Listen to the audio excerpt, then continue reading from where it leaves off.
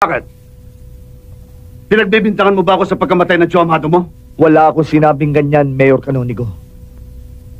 Kung ang isang matandang kasong katulad ng Quecho Amado'y nakalimutan mo na, muli ko itong bubuksan at bubuhayin.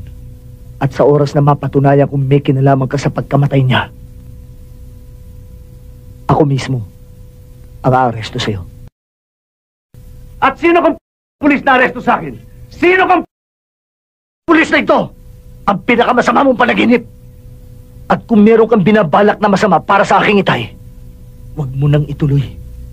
Dahil kapag may nangyari sa kanya, tandaan mo to, Mayor Canonigo. Uubusin ko lahi mo. Piping Guerrero daw po, Mayor. Gusto ro kayo makausap. Papasukin mo. Papasukin mo. Pasok na.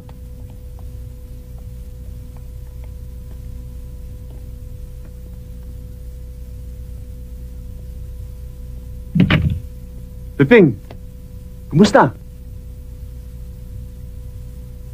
Nagkausap ba kayo ng itay mo? Mayor Canonigo,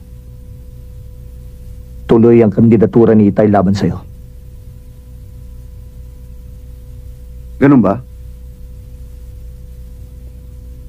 Kung talagang hindi pwedeng pinakikiusap ko kay parang Nato, okay lang. Walang problema, iyo. Meron, Mayor. At hindi na ako magpapaligoy-ligoy pa. Gusto ko sana maging malinis ang labanan yun ni Itay sa susunod na eleksyon. Ayokong abutin ni Itay ang nangyari kay Joe Amado. Bakit? Pinagbibintangan mo ba ako sa pagkamatay ng Joe Amado mo? Wala akong sinabing ganyan, Mayor Canonigo.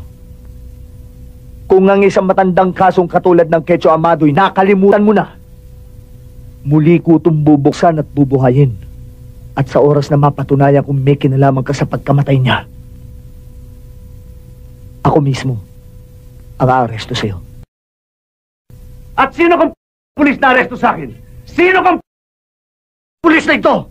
Ang pinakamasama mong panaginip. At kung meron kang binabalak na masama para sa aking itay, huwag mo nang ituloy. Dahil kapag may nangyari sa kanya, tandaan mo to, Mayor Canonigo. Uubusin ko lahi mo.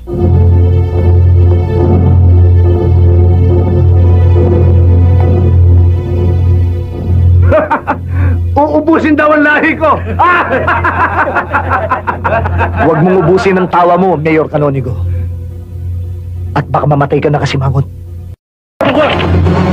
Mas ka. 15 bala ng magasin ko.